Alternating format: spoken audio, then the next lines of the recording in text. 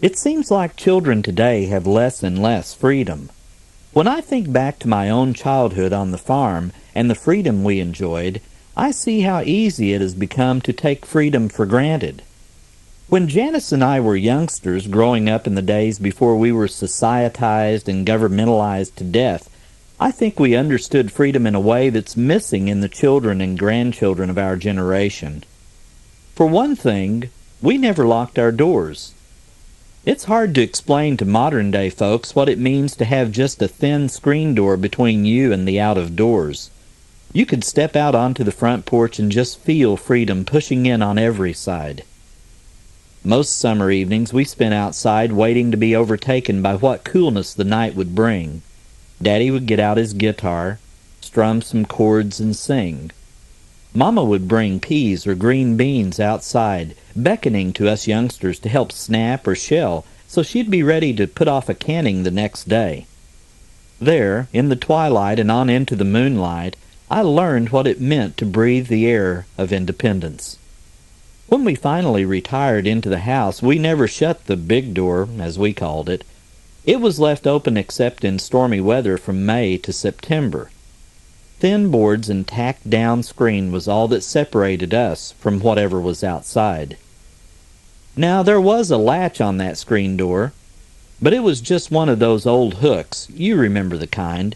It was meant to go through an eye screwed into the door facing, but we usually only had an old bent nail for it to slip over, which we rarely did.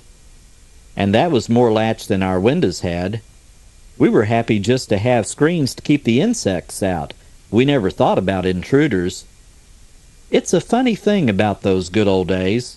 We all had guns, but we never worried about being shot, accidentally or otherwise.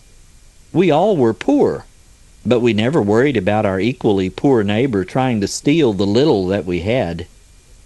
We were so filled with the opportunity of life, liberty, and the pursuit of happiness that we never really doubted that we would find them someday. Today's children really aren't free. Not when they live in a society that demands locks on doors and windows.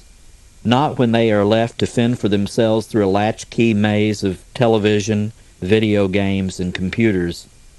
Not when they are so often deprived at every turn the most important element of life, hope.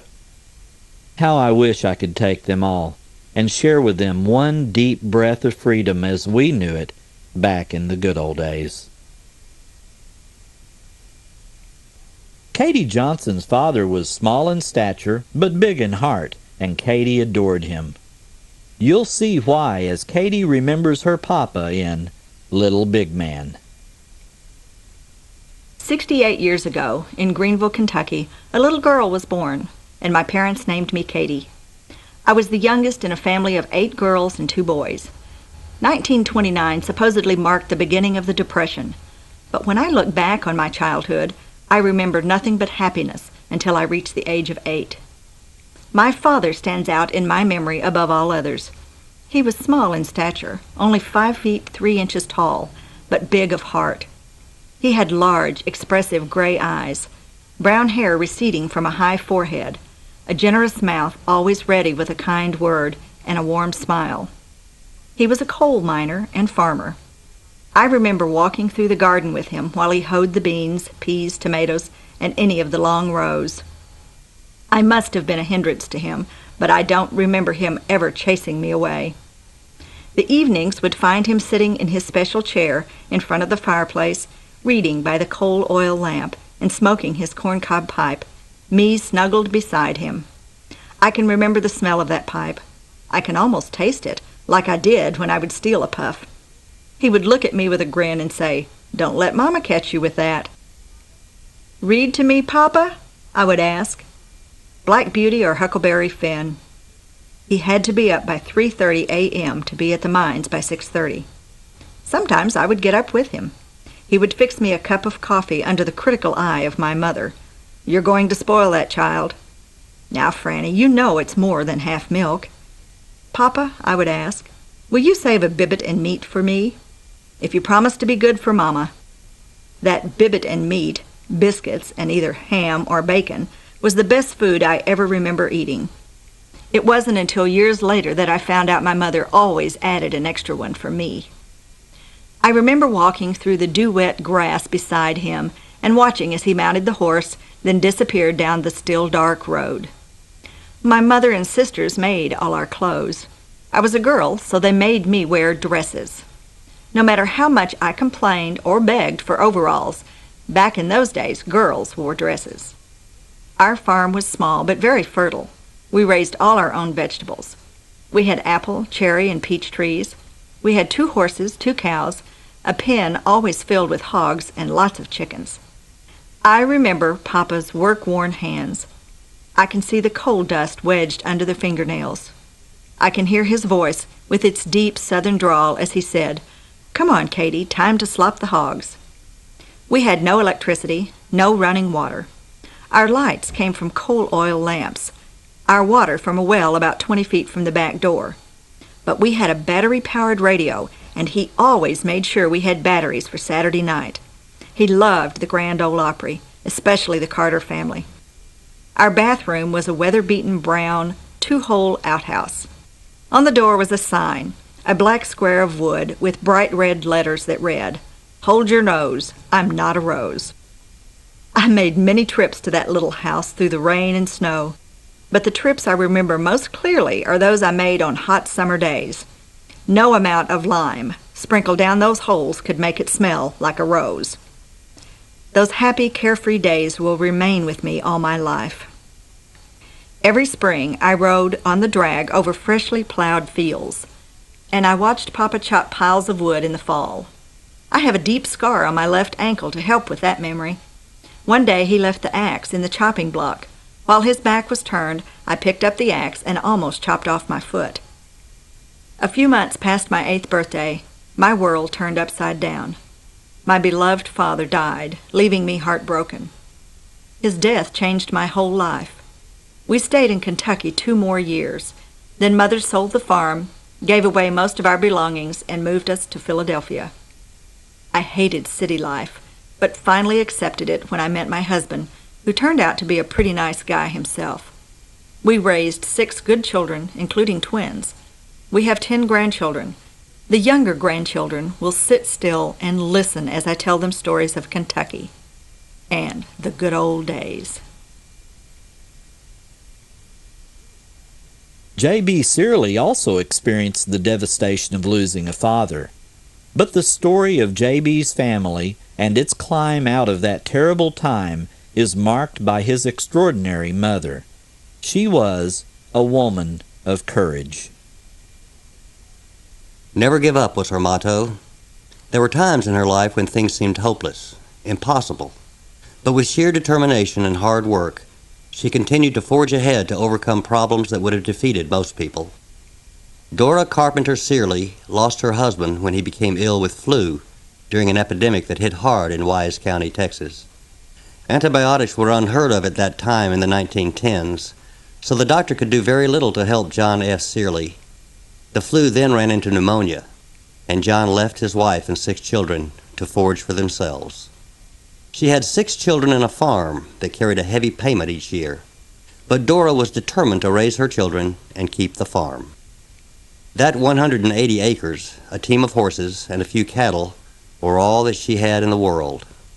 Feeding 6 hungry, growing children took a lot of food, and the taxes and farm payment had to be met. With unyielding determination, Dora told her 3 oldest boys, "We will have to work hard, but we will keep this farm and make our payments." The boys began working long, hard hours to help their mother. She hitched the horses to the walk-behind turning plow and began the spring plowing while her children were in school. She knew that they must have some education to make it in life. Each Sunday she took them to church for spiritual learning, and she read to them from her Bible each night. Walking all day behind 2 horses and holding the handles of the plow was tiring labor for a woman. However, she kept at it and eventually had her fields plowed for spring planting. Planting in the good old days was done by plowing a furrow across the field with a lister plow, then following down the furrow with a 1-row walking planter. All of the farming was done with walking equipment. Cotton, corn, wheat, and oats were planted on the land. Dora had some 60 acres in Trinity River bottomland in cultivation. She planted a small patch of wheat and oats that could be used for feed or to sell if the crop was ample. Cotton was the major cash crop. It could be gathered in the fall and sold to make the farm payment. The corn was used to feed the horses, cattle, pigs, and chickens. Dora never complained. She accepted her lot in life and worked hard, along with her children, to keep the family together and maintain the farm. Chopping enough wood for the cook stove in the kitchen was a task, and cutting enough wood for the fireplace during the winter months was a real job. Dora and the older boys used the axe and a cross-cut saw for felling trees and cutting wood for the stove and fireplace. All of the children helped with digging out the Johnson grass and cutting weeds in the field crops. They helped with milking the family cows, gathering eggs from the flock of laying hens, and feeding the pigs. Dora maintained a large garden and a good orchard of fruit trees. She and the older girl canned all of the fruit and vegetables they could for winter eating. The cotton crop barely brought enough money to make the farm payment. Paying the taxes on the homestead was a major problem. Dora had a flock of turkeys that roamed over the pasture that she caught and sold to pay the taxes. Everything and every acre of the 180 acres had to produce to provide for their family. Tragedy seemed to take its toll on the family when a tiny insect invaded the land in north-central Texas and hit in Wise County. A terrible critter called the cotton boll weevil began infesting all the cotton in the area. These insects had migrated from the east to find cotton fields to satisfy their appetites. When a weevil ate into a boll, the grade of the cotton was lowered. Dora felt that the pesky weevil would bankrupt her. Dora began to fight the weevil. She rotated her crops to keep from planting cotton in the same area 2 years in a row. Then she raised more cattle to sell by increasing her allotment of corn and grain in the fields. Finally, Dora and her children rode to town in the wagon to make that final payment on the farm. When she gave the banker her payment, he thanked her and asked, "How did you manage to work that farm and keep up with your payments?" She simply replied, "I had to do it. With 6 children, I realized that I could never support them with a job I could get in town. We all worked hard and never felt that we couldn't make it. My children were kept in school, and they all are growing and promising to be good kids." It was her determination and courage that helped Dora Cearley and her children succeed in the face of disaster. Dora Cearley couldn't stand the idea of being in debt. That was a hallmark for farmers in the good old days. Juanita Urbach remembers when the buy now, pay later way wasn't viewed in such a positive light. Juanita learned the hard way that it's who you owe. I married young, before I had fully matured, and I still was inclined to put myself first. We were trying to get established on the farm in 1947 on a very limited income. We had borrowed money to purchase a few head of shorthorn cows, which we milked, and sold the cream for grocery money. We ran out of hay before the pastures were ready for grazing. A neighbor and fellow church member offered to let us have a stack of hay with the promise to pay later. A loan from the Farm Security Administration allowed us money to seed a crop, but we had no prospect of raising any cash until after harvest. About this time, the Spiegel catalog arrived with a new credit plan. For a few dollars down and small monthly payments, one could make purchases. Easter was coming. I longed for a new dress, and wouldn't you know, I saw just the one I wanted in that catalog. Without much forethought, I quickly made out an order for the dress and a pair of shoes, and not wanting to appear selfish, I ordered a pair of pants and a sports jacket for my husband. I managed to squeeze enough money from grocery shopping for the down payment. The order arrived a few days before Easter. When I surprised my husband on Easter morning, he didn't reprimand me, but he refused to wear his new clothes. "Why?" I asked. "Don't you like them?" "Honey," he said gently, "I like them, but I can't wear new clothes to church for everyone to see when I can't pay for that hay Mr. Wright let us have." I hadn't thought of that. We were in debt to the bank and the government, but to my husband owing a neighbor was different. I wore my new dress that morning, but the happiness I originally felt was missing. The $5 down payment wouldn't have dented the hay debt, but now it was I who felt guilty. After harvest, when the debt was paid, my spouse proudly wore his new outfit to church. I'll never forget the lesson he taught me. Don't flaunt new clothes when you can't pay your bills. That's why even today, I don't carry a credit card when I go shopping. Whether it was debt, drought, or just old age, many farmers faced the harsh reality that life on the family farm was dying. As often as not, home, barn, lock, stock, and barrel fell under the auctioneer's gavel. J. Marshall Porter remembers when the last farm in the valley of his youth went on the auction block. It's all gone now, but Marshall knows that it's a valley to remember. For almost everyone who attended and bought what the auctioneer was offering, it was just another farm sale. Farm women, some of them aging and toil-worn, were still seeking implements of toil such as churns, crocks, rakes, hoes, sewing machines, and quilting frames. Genteel ladies were buying fine old glassware, handmade rugs, and choice antiques to add to their luxurious surroundings. Though a few were well dressed, most of the farmers wore work-stained overalls and jackets of shiny leather or denim against the biting spring rain. Assorted hats and caps, mostly battered and worn, crowned the heads of these monarchs of the soil, and most of the locks their headgear covered showed a lot of gray. The young grass that was trying to get in the farmyard was being flattened by muddy, manure-stained rubber footwear. The owner of the farm was a small man. He was bent and gray and looked older than his 65 years. He followed the auctioneer closely, looking fondly at each animal or implement that passed from his ownership to the highest bidder. He didn't share the gay, noisy mood of the crowd of strangers who attended his sale. His countenance betrayed his feelings of finish and defeat. Neither could I share the crowd's mood of gaiety. From birth to late middle life I had lived in the valley, and we were neighbors of the Herb Flint family. His sale that day marked the end of an era, a way of life. It was the end of small farming operations in Flint Valley. One by one, such sales had preceded the loss of another family who had ceased farming operations. And now Herb Flint was the last. I hadn't attended the sale to buy anything, for I no longer had use for such items. I suspect I was there to try to relive, in memory, my earlier life in that valley. Those small, irregular fields where we used to trade work with neighbors to harvest grain and hay were overgrown with briars and sedgegrass, and the vacant buildings and farmyard fences were falling to ruin. I began remembering the valley as it used to be. Wars and rumors of wars and easier and higher-paid jobs had drafted or lured the young people away.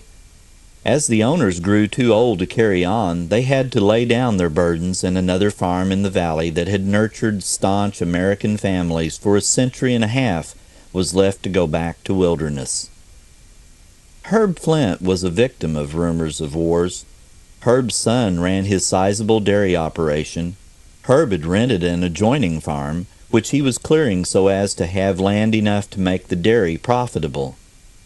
Then his son was drafted into the military service with but 2 weeks' notice.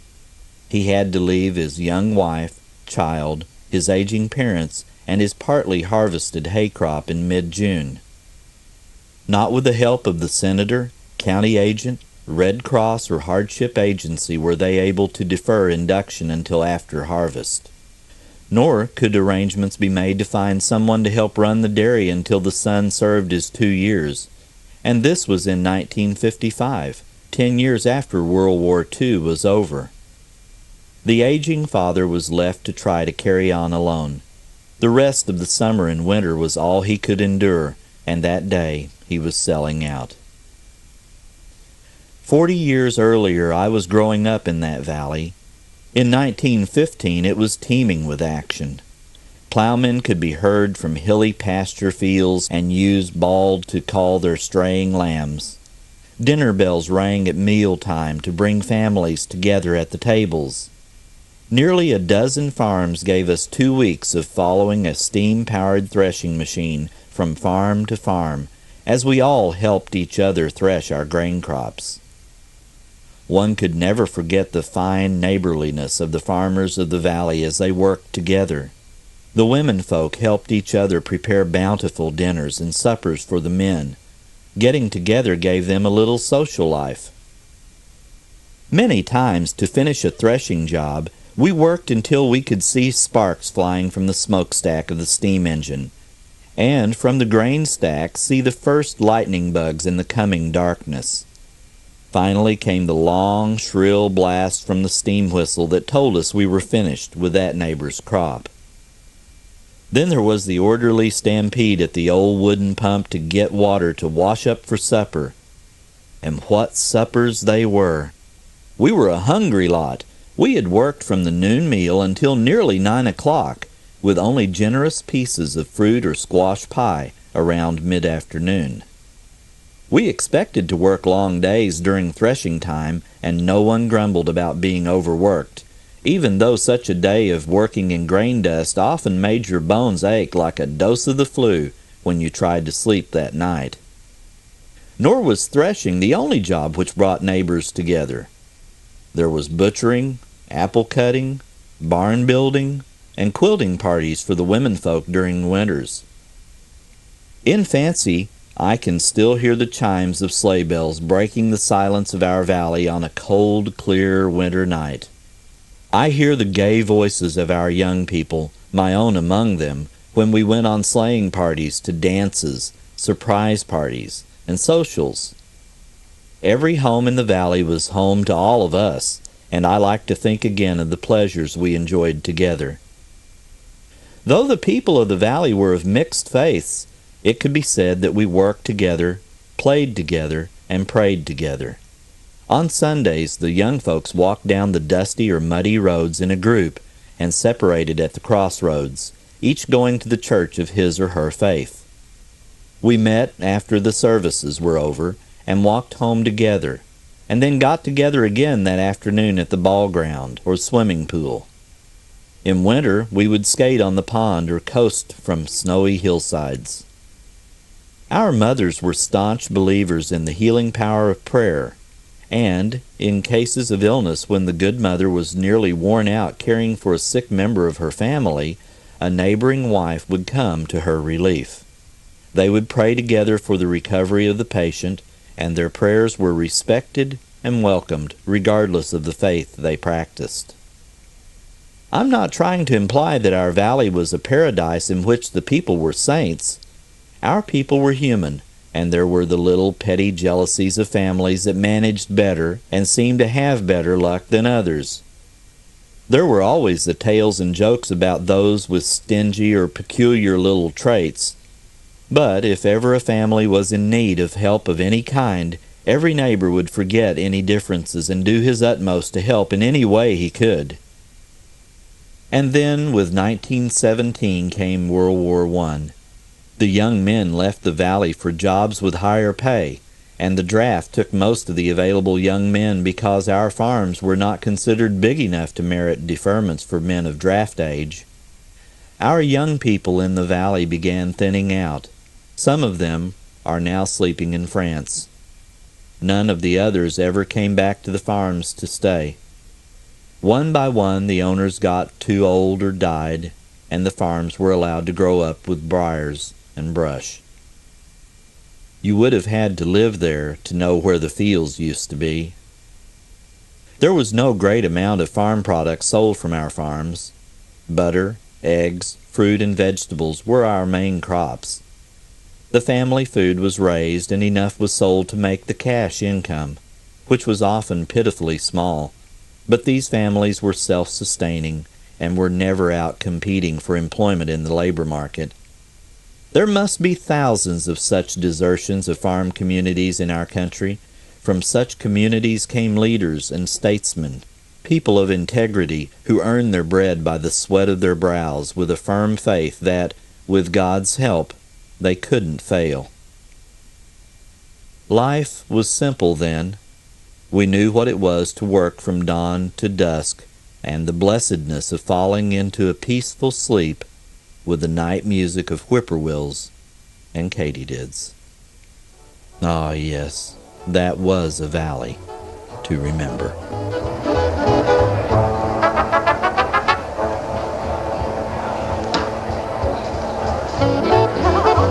Well, that's all the time we have for these memories of spring planting in those happy days of yesteryear.